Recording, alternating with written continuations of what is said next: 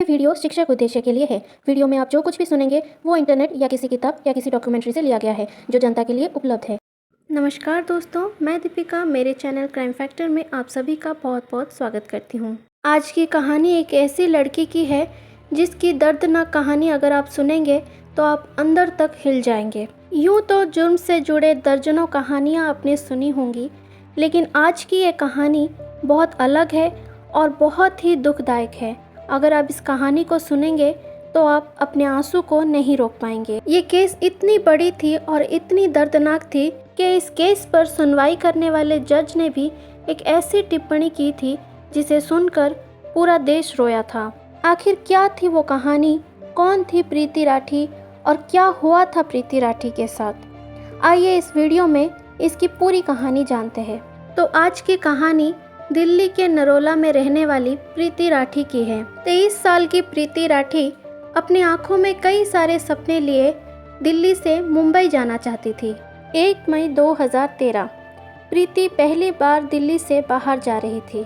उसके मन में घबराहट के साथ खुशी भी थी और प्रीति के घर वालों को प्रीति पर बहुत नाज था, क्योंकि प्रीति ने छोटी उम्र में ही बहुत कुछ हासिल कर लिया था। वो पढ़ाई में तेज थी और वो दिल्ली में ही नर्सिंग की प्रिपरेशन कर रही थी, क्योंकि प्रीति को मिलिट्री हॉस्पिटल में नर्स बनना था और इसी सिलसिले में वो मुंबई जा रही थी, क्योंकि उसे जॉब लगना था और वो सिलेक्ट भी हो गई थी और उसे INS बतौर मुंबई में सेकंड लेफ्टिनेंट की ड्यूटी ज्वाइन करनी थी।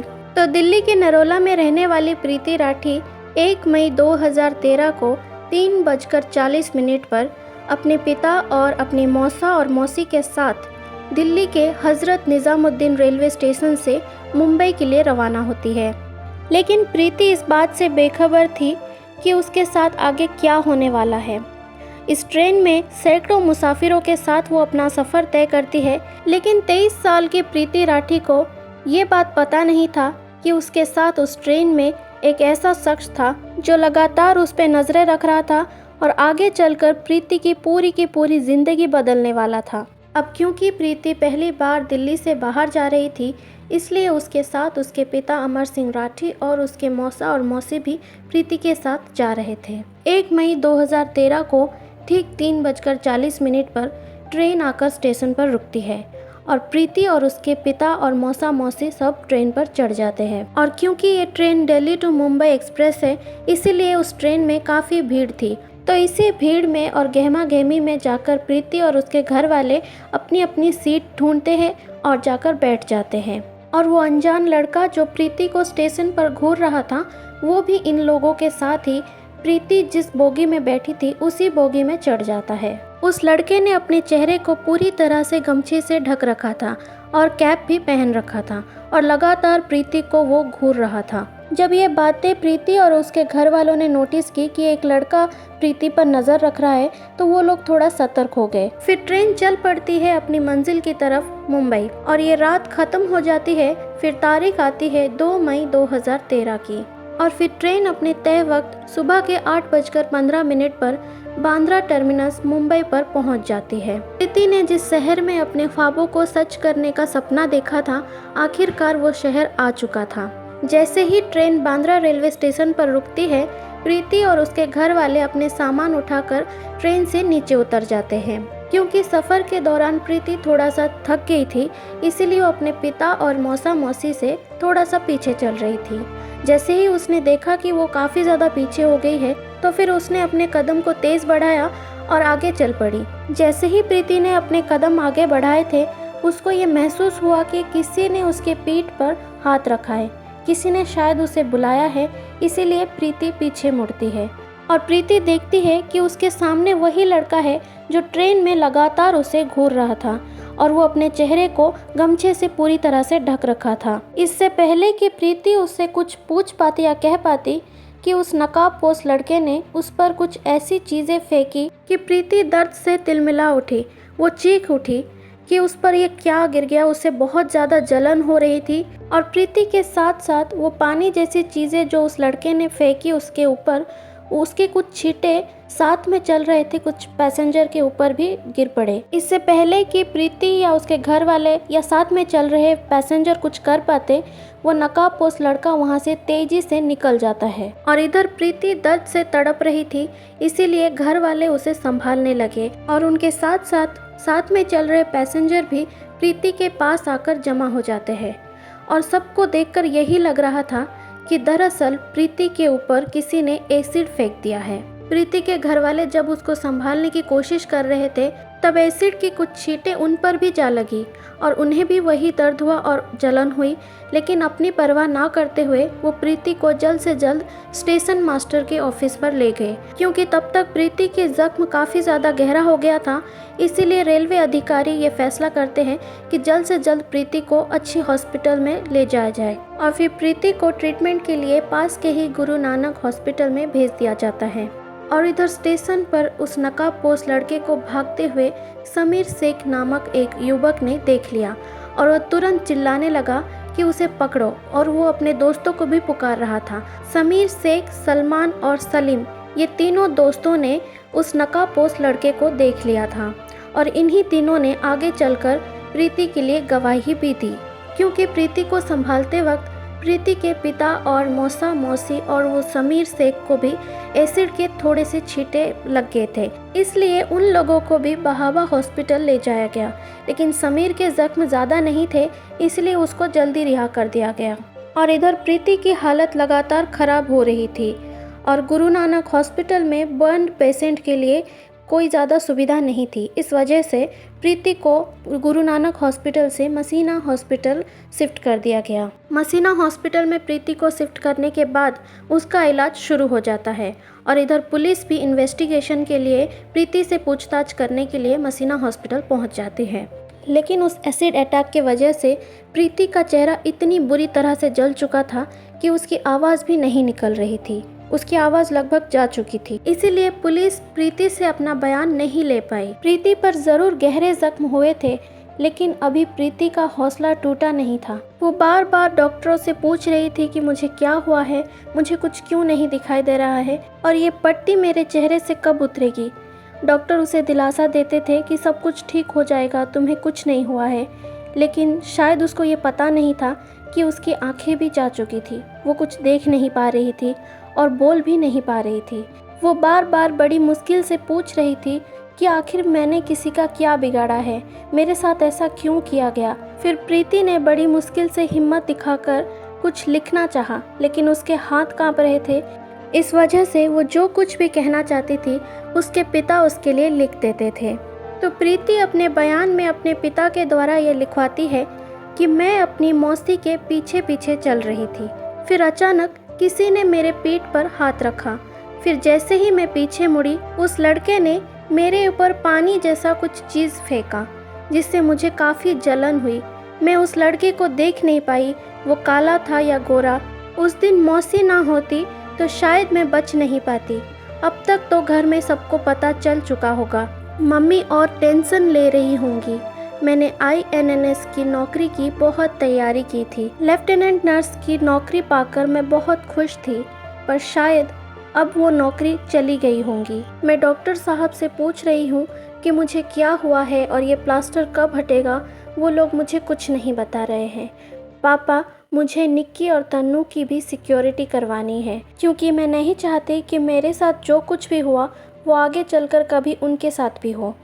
ये निक्की और तन्नू प्रीति के भाई बहन थे। प्रीति ने अपने बयान में ऐसी कई और बातें बोली थी और इतनी बुरी तरह से जलने के बाद भी वो पूरी हिम्मत के साथ लड़ रही थी। और आखिरकार वो दिन आ ही गया। ठीक 1 महीने के बाद 1 जून को प्रीति जिंदगी और मौत की ये जंग हार जाती है। बॉम्बे हॉस्पिटल में प्रीति अपनी आखिरी सांस लेती है और दिल की धड़कनें रुकने के वजह से उसकी मौत हो जाती है। फिर प्रीति की मौत की खबर पूरी मीडिया और पूरे देश में फैल जाती है। उसकी मौत की वजह से पूरे देश में गम और गुस्से की लहर दौड़ती है।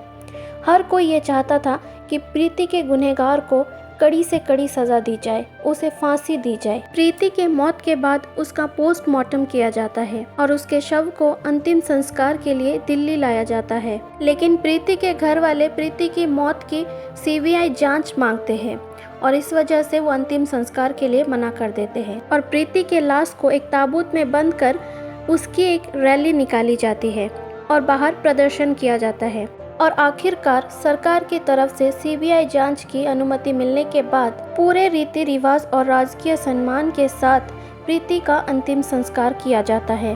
प्रीति की मौत और उसके अंतिम संस्कार के बाद हर किसी की यही इच्छा थी कि जल्द से जल्द उस गुनहगार को ढूंढा जाए और उसे कड़ी से कड़ी सजा दी जाए। तो पुलिस भी इस काम में जुट गई थी। मुंबई पुलिस प्रीति के कातिल को पकड़ने के लिए पूरी जी जान से कोशिश कर रही थी, लेकिन उनके हाथ कुछ नहीं लग रहा था। लेकिन जब बांद्रा रेलवे स्टेशन की पूरी तरह से सीसीटीवी कैमरास चेक किए गए, तब पहली बार पुलिस को एक फुटेज मिला। हालांकि जिस जगह पर यह घटना हुई थी उस जगह पर कोई सीसीटीवी कैमरा मौजूद नहीं था, लेकिन उस रेलवे स्टेशन के दूसरे साइड से सीसीटीवी कैमरा से एक ऐसा फुटेज मिला जिससे पुलिस को आसानी हुई इस केस को सुलझाने में। और मैं अपने इस वीडियो में आपको वो रियल फुटेज दिखा रही हूँ। आप देख सकते हैं इसमें दिखाई दे रहा है एक लड़का तेज़ी से भाग रहा है। हालांकि ये फुटेज ज़्यादा क्लियर नहीं है, लेकिन पुलिस वालों का कहना था कि ये जो लड़का भाग रहा है वो काफ़ी ज़्यादा परेशान था और ऐसा लग रहा था कि वो किसी चीज़ से भाग रहा है, डर रहा है। इस फुटेज में और भी पैसेंजर थे जो नॉर्मल चल रहे थे, लेकिन ये जो लड़का है वो काफ़ी ज़्यादा घबराया हुआ था। उसकी चाल ढाल और उसकी घबराहट देखकर ये साफ पता चल रहा था कि हो ना हो इस लड़के का इस एसिड अटैक से कोई ना कोई ताल्लुक तो ज़रूर है। लेकिन पुलिस इस केस पर ज़्यादा कुछ नहीं कर पा रही थी। इस वजह से प्रीति के घर वाले सीबीआई जांच की मांग कर रहे थे और जब इस केस में सीबीआई जुट गई तो उन्होंने अपनी तरह से जांच पड़ताल करना शुरू कर दिया। रेलवे स्टेशन से जो फुटेज मिला था, सीबीआई ने उस फुटेज से जो लड़का जो भाग रहा था उसकी एक स्केच बनवाई और साथ ही में जिस डब्बे में वो एसिड लेकर आया था, च्यवनप्राश का डब्बा था वो, उस डब्बे में से उसके फिंगरप्रिंट्स निकालने के लिए उसे जांच करने के लिए भेज दिया। और साथ ही साथ रेलवे स्टेशन के कर्मचारी और पैसेंजर से भी पूछना शुरू किया कि इस लड़के को आप पहचानते हैं क्या। तो उनमें से 3 लोगों ने प्रीति के लिए गवाही दी, क्योंकि उन्होंने उस लड़के को अच्छी तरह से देखा था। जब वो लड़का भाग रहा था उससे उसका गमछा उतर गया था और उन्होंने उसको पहचान लिया था। और वो 3 लड़के जो प्रीति के लिए आगे आए थे उनका नाम था समीर शेख, सलमान और सलीम। तो इन सारे गवाहों और इन स्केच की मदद से मुंबई पुलिस दिल्ली के नरोला में पहुंच जाती है और नरोला में जाकर प्रीति के ठीक बगल में जो घर था उस घर में घुसती है और वहां से एक लड़के को गिरफ्तार करती है और उस लड़के का नाम था अंकुर पवार। 15 जनवरी 2014 को पुलिस ने अंकुर को गिरफ्तार किया था, यानी कि प्रीति के मौत के ठीक 8 महीने के बाद। ये अंकुर पवार प्रीति का पड़ोसी था और उसका दोस्त भी था और इस लड़के की उम्र भी 23 साल थी। जब पुलिस ने इस अंकुर पवार को गिरफ्तार किया तब पूरे मोहल्ले के साथ प्रीति के पूरे घर वाले भी शौक में थे। उन लोगों को कुछ समझ में ही नहीं आ रहा था कि प्रीति के मौत के साथ अंकुर का क्या ताल्लुक है। फिर ये मुंबई क्राइम ब्रांच की टीम अंकुर को अपने साथ मुंबई ले जाती है और उससे पूछताछ शुरू करती है। फिर जो कहानी इस अंकुर पवार के मुंह से निकल कर आती है, ये जब आप सुनेंगे तो आप भी गुस्से से तिलमिला उठेंगे। ये अंकुर पवार ही वो शख्स था जिसने प्रीति पर हमला किया था। वो प्रीति का दोस्त था और पड़ोसी भी था। उसको प्रीति के बारे में सब कुछ पता था। उसे ये मालूम था कि प्रीति की नौकरी लग गई है। उसे पता था कि प्रीति 1 मई 2013 को मुंबई जाने वाली है और वो लेफ्टिनेंट नर्स की नौकरी करने वाली है। इस बात से अंकुर प्रीति से बहुत ज़्यादा जलता था। आपको ये बात सुनकर बहुत ज़्यादा गुस्सा आएगा कि अंकुर प्रीति से एक तरफा प्यार करता था और जब प्रीति से उसने अपने प्यार का इजहार किया तब प्रीति ने उसको दोस्त बोलकर उसे एक्सेप्ट नहीं किया। इस बात से उसके मन में प्रीति के लिए नफरत पैदा हो गई और आपको ये सुनकर यकीन ही नहीं होगा कि अंकुर प्रीति का इनकार सुनकर इतना ज़्यादा गुस्से में आ गया कि वो प्रीति से बहुत ज़्यादा जलने लगा। प्रीति उससे कई ज़्यादा अच्छी थी, सुंदर भी थी और प्रीति उससे पढ़ाई में भी काफ़ी ज़्यादा तेज़ थी और वो एम्बिशियस भी थी। वहीं ये अंकुर प्रीति से बहुत ज़्यादा कमज़ोर था, पढ़ाई में भी तेज़ नहीं था और जिस जॉब के लिए प्रीति को मुंबई जाना था उस जॉब के लिए अंकुर ने भी तैयारी की थी, लेकिन अंकुर को वो जॉब नहीं मिली और प्रीति को मिल गया। इस वजह से अंकुर के घर वाले प्रीति को लेकर अंकुर को ताना मारते थे कि देखो तुमसे लड़की होकर आगे निकल गई। ये सब बातें अंकुर के दिल में घर कर गई और अंकुर को लगा कि प्रीति ही उसकी ज़िंदगी की सबसे बड़ी दुश्मन है और प्रीति को उसे हटाना ही होगा। और इसीलिए अंकुर प्रीति को रास्ते से हटाने के लिए इतनी बड़ी साजिश रचता है। उसे पता था कि 1 मई को प्रीति मुंबई जाने वाली है। फिर और ज़्यादा जांच पड़ताल के द्वारा खुलासा होता है कि ये अंकुर मुकेश भार्गव नाम के एक दुकानदार से ये कहते हुए एसिड खरीदता है कि उसने अंकुर बैटरीज नाम से अपनी एक दुकान खोली है और उसे सैंपल के तौर पर थोड़ी सी एसिड चाहिए। और वो दुकानदार भी बिना कुछ जांच किए एक च्यवनप्राश के डब्बे में एसिड भर के उसे दे देता है। और ये अंकुर भी उसी दिन 1 मई 2013 को उसी निज़ामुद्दीन रेलवे स्टेशन पहुंच जाता है, लेकिन प्रीति के घर वालों से छुपते छुपाते और अपने चेहरे को गमछे से ढक कर जाता है। और फिर वो उन्हीं के साथ उस ट्रेन के उसी बोगी में जाकर बैठ जाता है। वो ट्रेन में घुस तो गया था, लेकिन उसने रिजर्वेशन की टिकट नहीं करवाई थी। क्योंकि वो पढ़ा लिखा था, इसलिए उसने चालाकी की, अगर टिकट करवाएगा तो पुलिस उसे पकड़ लेगी, तो उसने टिकट नहीं करवाया। फिर जब वो ट्रेन में घुस गया तो बार बार प्रीति को घूर रहा था। वो मौका ढूंढ रहा था कि कब इस पर एसिड फेंक दूँ, लेकिन ट्रेन में बहुत ज़्यादा भीड़ थी, इस वजह से उसको ये मौका नहीं मिला। और वो ट्रेन में एक जगह नहीं बैठ रहा था, कभी इस बोगी में तो कभी उस बोगी में, वो टहल रहा था।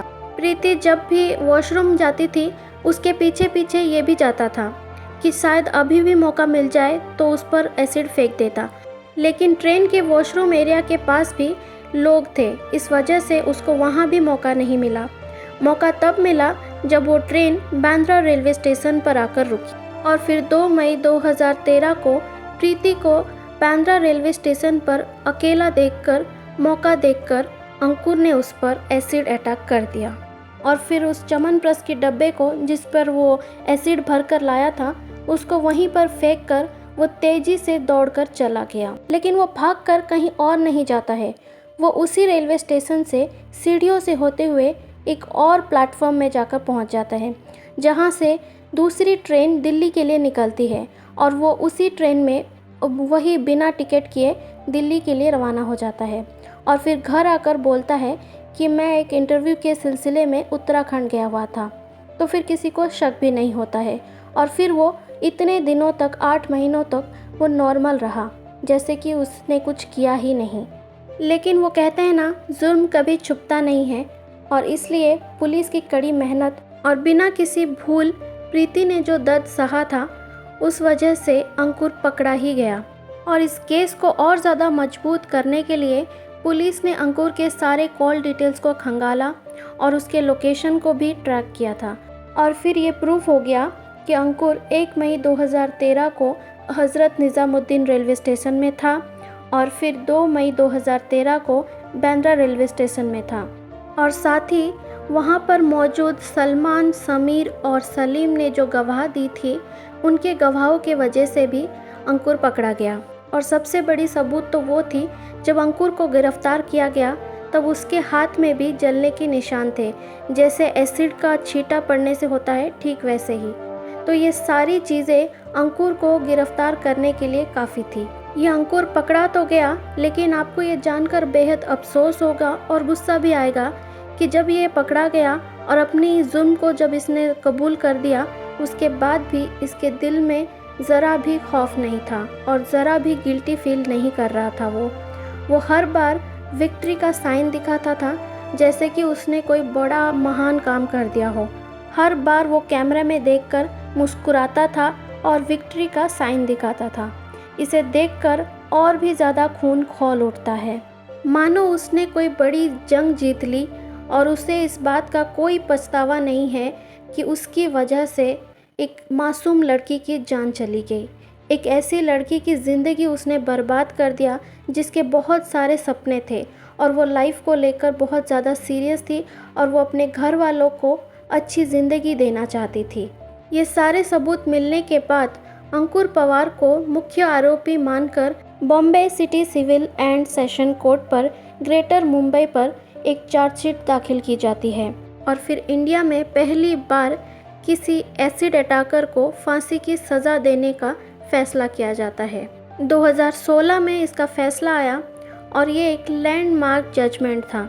हिंदुस्तान में इससे पहले किसी भी एसिड अटैकर को फांसी की सज़ा नहीं हुई थी और इस मामले में पैरवी करने वाले स्पेशल पब्लिक प्रोसिक्यूटर AM चिमलकर ने अंकुर की इस दरिंदगी को किसी भी महिला के खिलाफ की गई अब तक की सबसे बड़ी हैवानियत करार दिया था। और वहीं इस मामले की सुनवाई कर रही जज ने फैसला सुनाते हुए एक ऐसी टिप्पणी की थी और जिसे सुनकर लगभग पूरा देश ही रोया था। और वो टिप्पणी थी कि इस एसिड अटैक के वजह से प्रीति का चेहरा इतनी बुरी तरीके से जल चुका था और इतना भयावह हो चुका था कि अगर प्रीति शीशे में अपना चेहरा देख लेती तो शायद वो 30 दिन जो उसने जिया था वो उतना भी नहीं जी पाती और वो उसी दिन ही मर जाती, क्योंकि प्रीति बहुत ज़्यादा खूबसूरत थी और उसे ये पता ही नहीं था कि उसका चेहरा इतना ज़्यादा डरावना हो चुका था कि वो खुद देख लेती तो खुद से ही डर जाती। क्योंकि अंकुर ने जो कुछ भी प्रीति के साथ किया था और जिस वजह से किया था वो उनकी नज़र में रेप से भी ज़्यादा ब्रूटल केस था और ऊपर से अंकुर की वो क्रूर हंसी और भी ज़्यादा इस केस को पेचीदा बनाता है और इस वजह से अंकुर को जो फांसी दी जा रही थी वो भी उसके लिए कम दिखाई दे रही थी। तो ये थी दिल्ली के नरोला में रहने वाली 23 साल की लड़की प्रीति राठी की कहानी, जिसने अपनी ज़िंदगी में कई सारे सपने देखे थे और वो उन सपनों को पूरा करने के लिए मुंबई जा रही थी, लेकिन उसके सपने सच होते उससे पहले ही उसके साथ इतना बड़ा हादसा हो गया। उम्मीद करती हूँ कि आपको आज की ये कहानी अच्छी लगी होगी और आपका इस कहानी के बारे में क्या राय है, आप मुझे नीचे कमेंट सेक्शन में अपनी राय दे सकते हैं। तो अगर कहानी अच्छी लगे और मेरी मेहनत अच्छी लगती है तो प्लीज़ मेरे वीडियोस को लाइक करें, शेयर करें और मेरे चैनल को सब्सक्राइब करें। धन्यवाद।